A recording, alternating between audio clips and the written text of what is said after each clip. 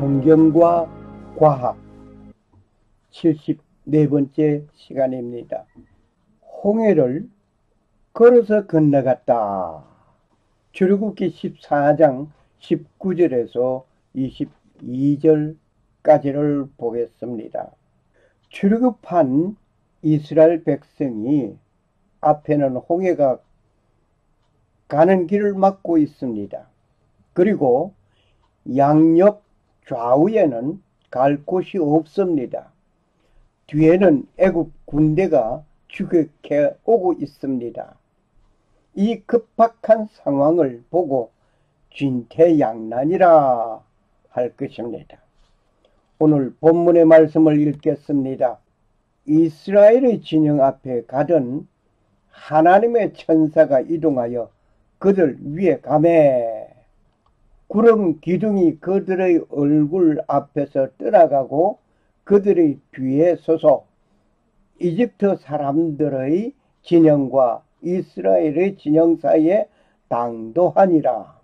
그것이 저들에게는 구름과 흑암이 되었고 이들에게는 밤에 빛을 주었으므로 밤새도록 저편이 이편에 가까이 오지 못하였더라.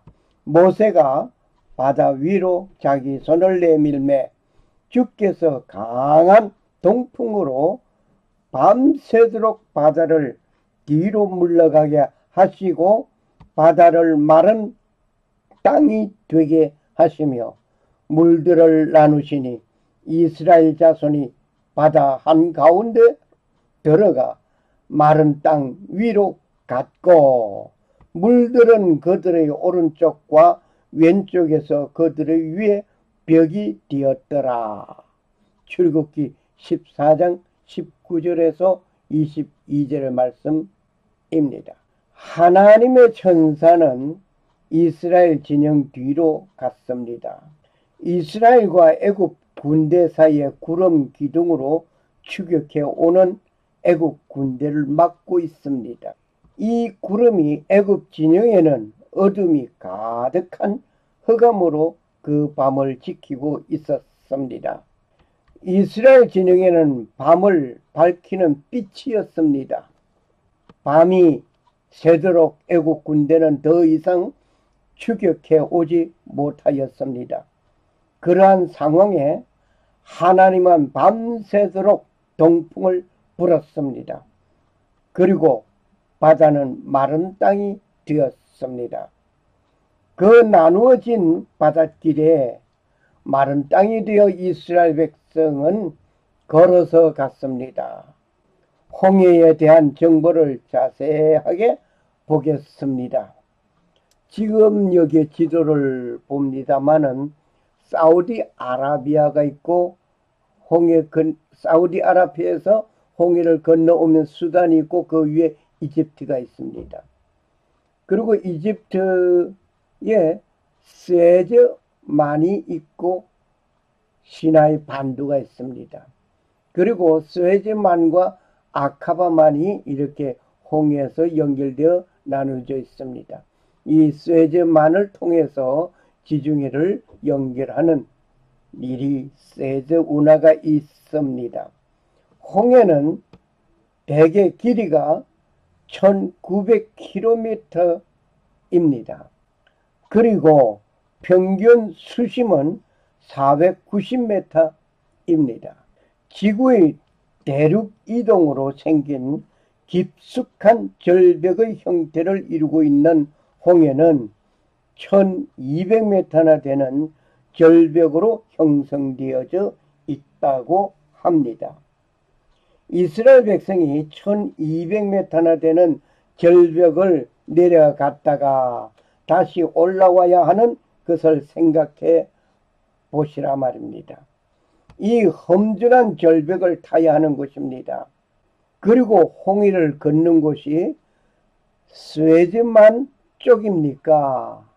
아니면 아카바만 쪽입니까? 한번 여러분 상상으로 생각해 보시기를 바랍니다. 하나님은 이스라엘 백성을 출애굽하게 하시고 이러한 홍해를 건너게 하셨다고 성경은 기록하고 있습니다. 그것도 장정만 남자의 숫자가 60만 명입니다. 노인과 어린이들 그리고 여자들이 있습니다. 그리고 각종 가축들이 있습니다. 더 나아가서 다른 잡족까지 모두 포함한다고 한다면 대략 200만 명의 인구가 넘을 것으로 추산해 봅니다. 이러한 이들이 이러한 홍해를 건넜을까 하는 의문이 들게 됩니다. 그런데 이 기록이 성경에 있고 하나님의 역사라고 하시는데 하나님은 좀 과장된 말씀으로 위대한 하나님의 능력을 보여주시려는 것이 아닌가 할 정도입니다. 1200m나 되는 절벽을 이 사람들이 내려갔다가 다시 올라가야 한다는 그겁니다. 가능할까요? 지금 여러분은 이 사실이 믿어집니까? 그냥 성경에 기록해 주신 말씀이니 믿는 것이라고 하시겠습니까? 하나님의 말씀이라고 하니 믿을 수밖에 없는 것이라고 말을 하시겠습니까? 홍해를 건넜다는 것을 설명해 보라고 한다면 어떻게 설명하시겠습니까? 오늘 이 사실이 믿어지느냐 아니 믿어지느냐 참 심각합니다. 모세가 부름을 받고 십계를 받은 곳이 시내산, 시나이 반도에 있는 시내산입니까? 시나이 반도에 있는 시내산이냐 아니면 사우디아라비아에 있는 시내산이냐, 이것도 큰 의문점을 던지고 있습니다. 성경이 하나님의 말씀이니 기록된 하나님의 말씀을 그대로 나는 믿을 뿐이라고 하시겠습니까? 그렇게 빡빡 우기시겠습니까? 납득이 될 만한 설명을 하라고 한다면 어떻게 과학적인 입장에서 설명할 수 있겠습니까? 그런데 놀라운 것은 하나님께서 해저 지형이 이렇게 생긴 곳으로 이스라엘 백성을 인도하셨습니다. 수심이 120m가 되고 경사로가 6도로 완만한 곳을 택하셨습니다. 홍해 전체 길이는 1900km입니다. 340km 정도의 길이를 가지고 있는 아카바만이 있습니다. 홍해 최대 수심은 2850m가 됩니다. 그리고 이스라엘 백성이 총 집결한 곳은 누에바에 형성된 삼각주가 있습니다. 이곳에 이스라엘 백성은 마지막으로 총 집결하여 출애굽한 곳이기도 합니다. 출애굽기 14장 21절에 모세가 바다 위로 손을 내밀매 여호와께서 큰 동풍이 밤새도록 바닷물이 물러가게 하시니 물이 갈라져 바다가 마른 땅이 된지라. 어떻게 바다가 마른 땅이 하셨습니까? 이스라엘 백성이 출애굽하여 홍해를 건너간 곳에 대하여 그 증거들을 찾아보려고 합니다. 그리고 출애굽은 언제 이루어졌는지 확인하는 이 시간이 되기를 원합니다. 홍해는 지도에서 보는 바와 같이 아프리카의 동북쪽에서 아라비아 사이에 있는 레드시어 홍해라고 합니다. 이 홍해는 시나이 반도를 사이에 놓고 양쪽으로 갈라지면서 왼쪽으로 이어진 것은 세저 운하가 있는 홍해, 즉 세저만입니다. 이곳은 세저 운하를 통하여 지중해를 연결하고 있습니다. 그리고 시나이 반도 오른쪽으로 뻗어 있는 레드시어는 아카바만이라고 합니다. 이곳은 애굽의 시나이 반도와 사우디아라비아 사이에 있습니다.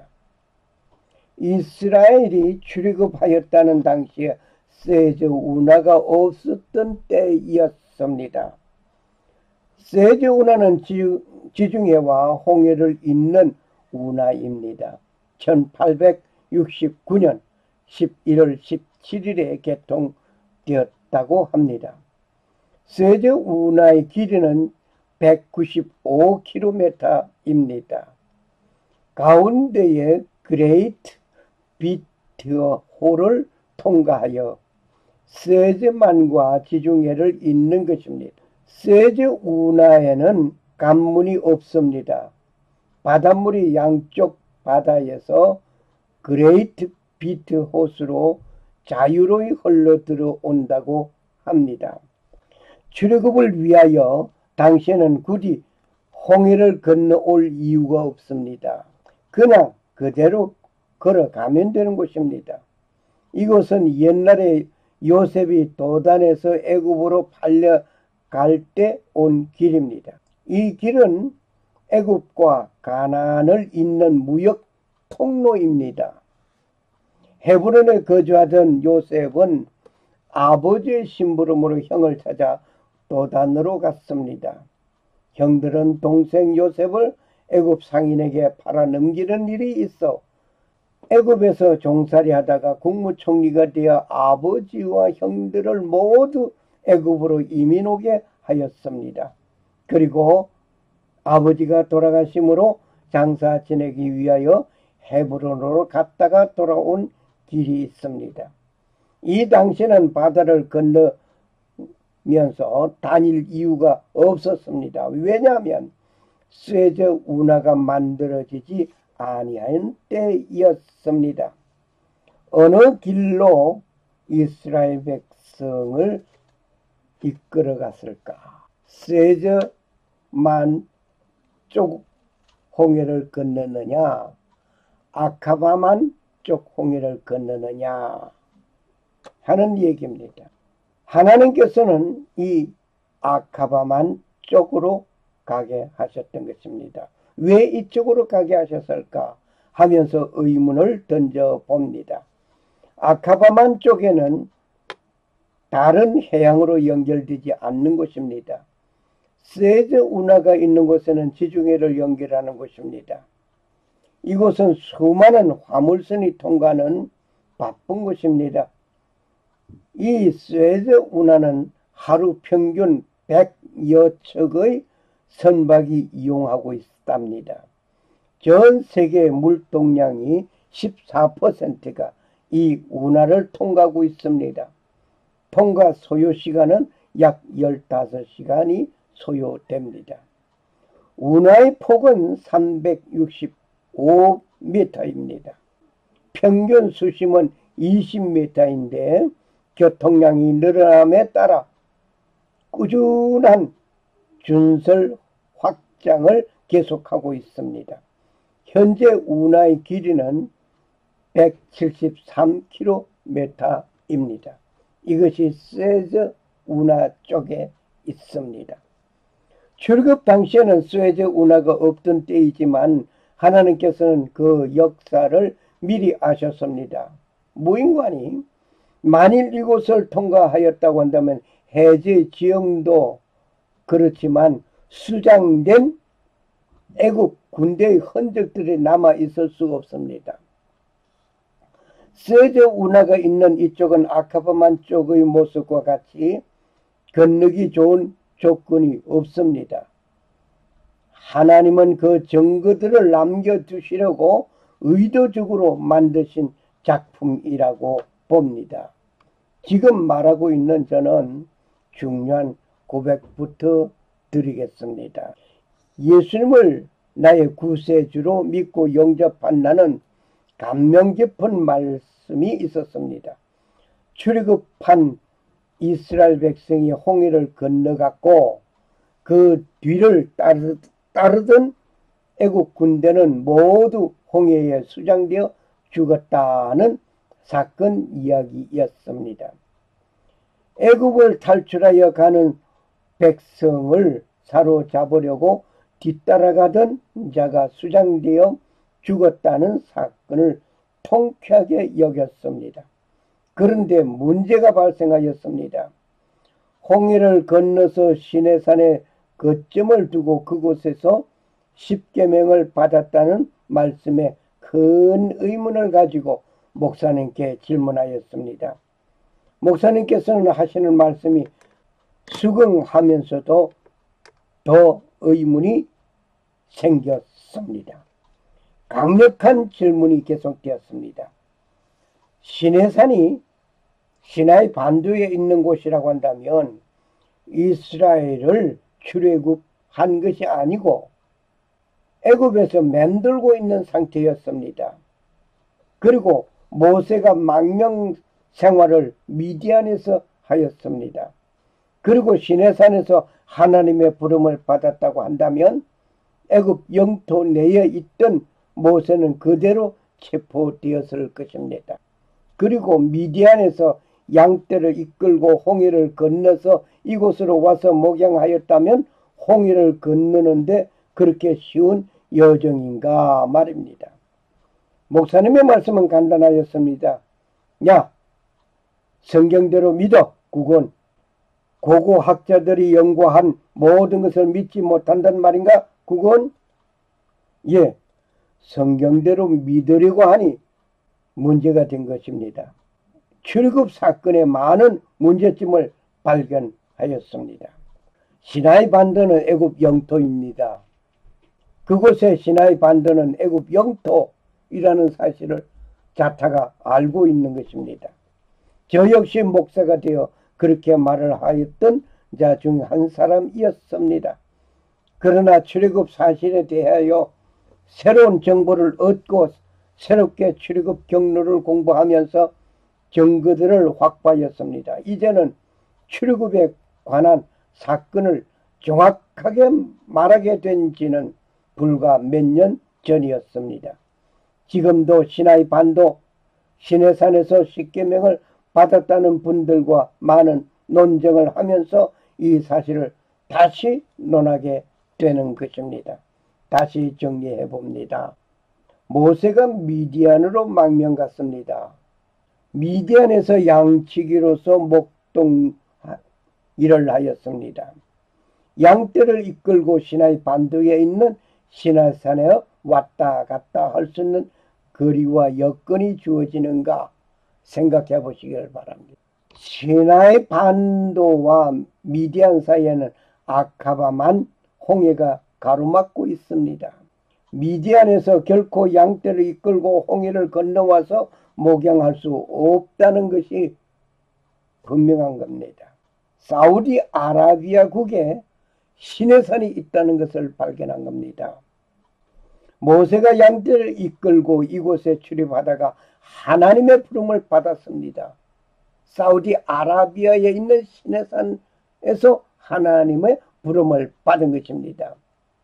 그리고 출애굽한 뒤에 이 산에서 십계명을 받았습니다.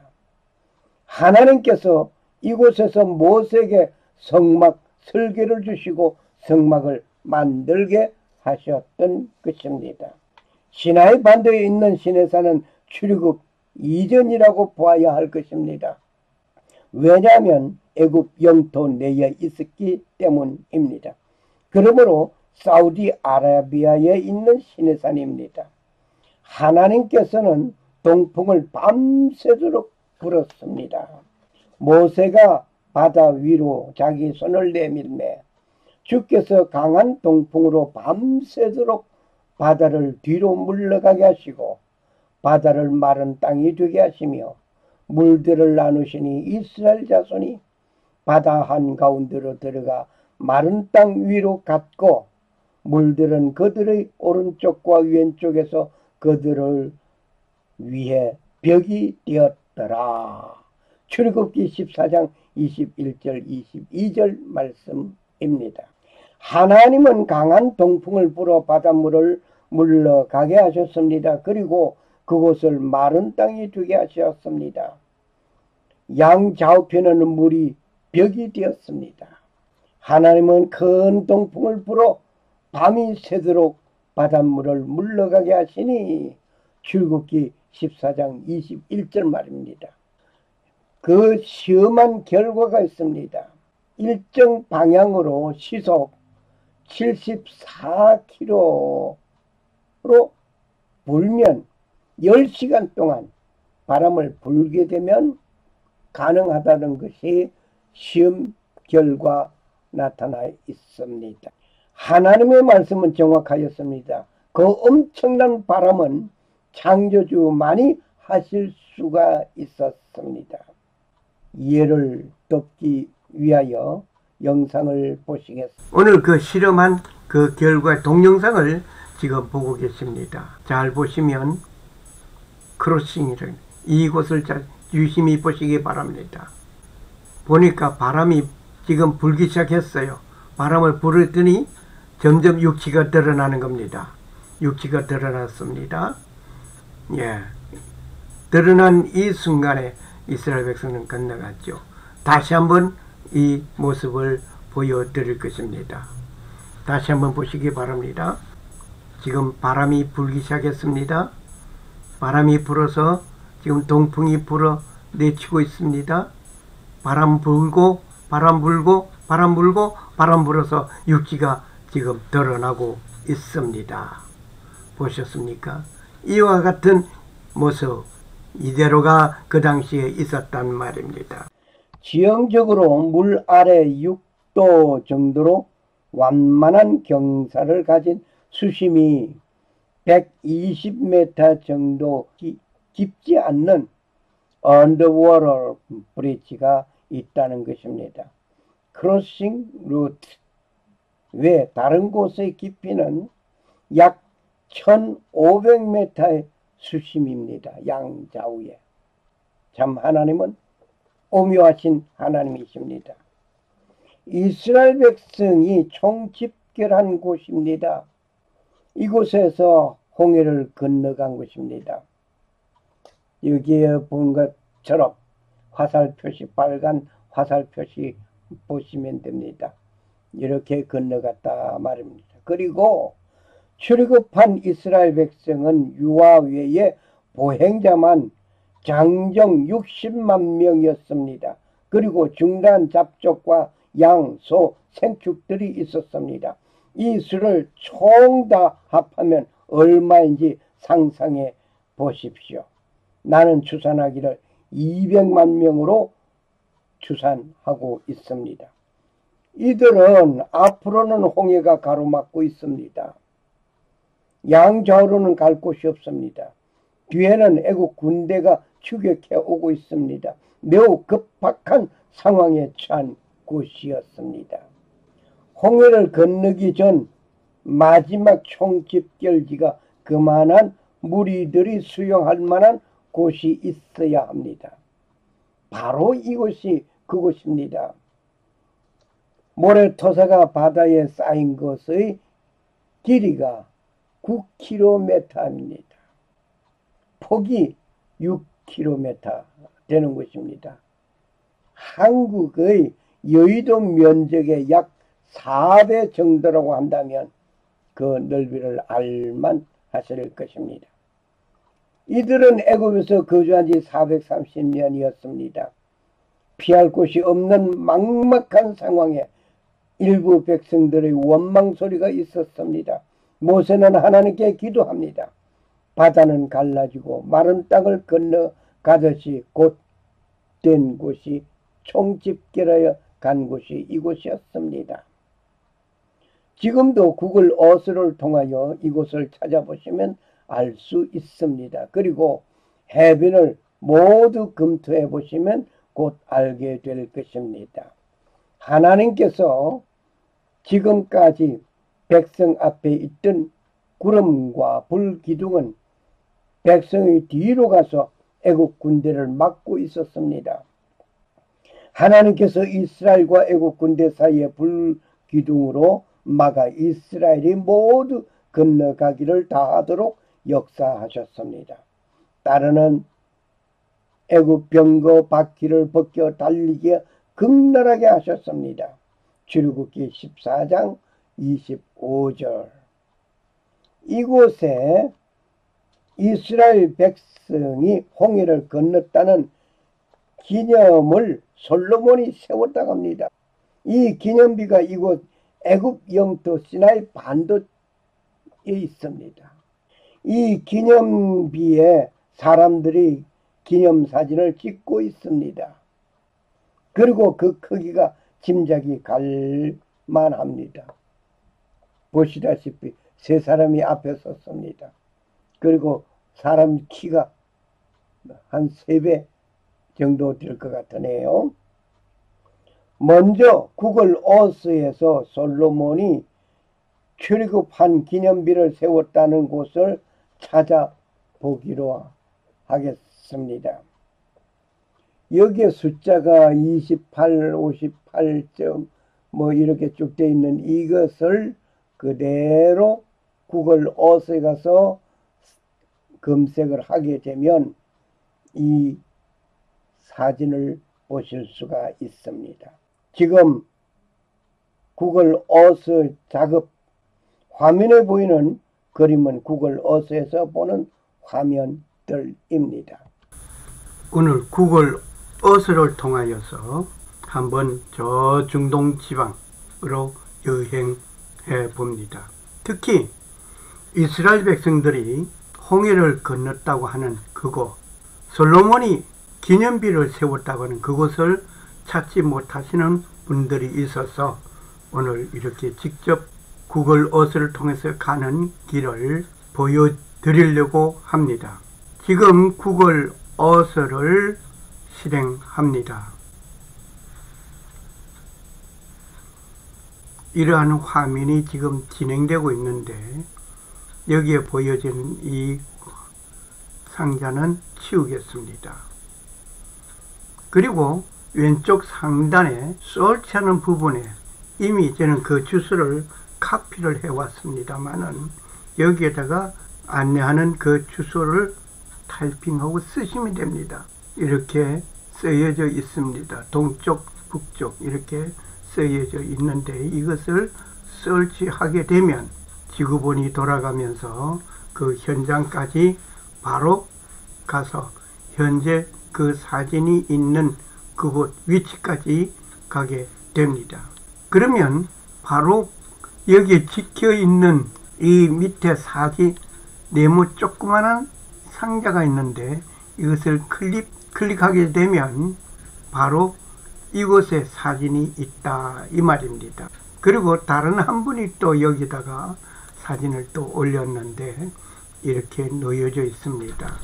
이런 것을 찾지를 못해 가지고 어떤 분은 그저 사진 있는 거 그저 올려놨다 그런 말을 하시는 분이 계시기에 오늘 조금 제가 구체적으로 이곳에 현장 사진이 있다고 하는 것을 보여드리려고 오늘 작업을 시작했습니다. 여러분도 그렇게 찾으시면 가능할 줄 믿습니다. 그러면 이 지도를 좀 더 줄여서 이 위치가 정말 사우디아라비아 쪽인지 애굽 시나이 반도 쪽인지 이것을 확인해 보고자 합니다. 지도를 줄여 봅니다.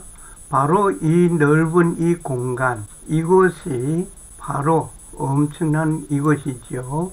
이것이 바로 이스라엘 백성들이 출애굽한 이후 총집결해서 이곳으로 넘어 바다를 향해 건너갔다 하는 것입니다. 자, 그러면은 더 지도를 줄여서 여기 건너간 이곳입니다. 여기는 사우디아라비아 쪽이고 이것은 애굽 시나이 반도입니다. 이것은 또 아카바만이라고 하는데 위로 올라가서 사해 바다가 있게 되죠. 사해 바다가 한번 구경하고 내려오겠습니다. 이것이 사해 바다, 죽음의 바다라 그러죠. 여기에 예루살렘이 여기에 있습니다. 있고 다시 돌아갑니다. 돌아가서 아카바만 있습니다. 지금 지도에서 그 사진을 본 곳이 이곳입니다. 이곳을 더 내려가서 지도를 더 줄여보죠. 네, 줄이면은 이렇게 되어짐을 홍해가 됩니다. 여기가 홍해가 되고 여기 이렇게 가서 서쪽으로 해서 세저 운하가 여기 있습니다. 그렇게 해서 세저 운하를 통해서 이렇게 지중해로 빠지게 됩니다.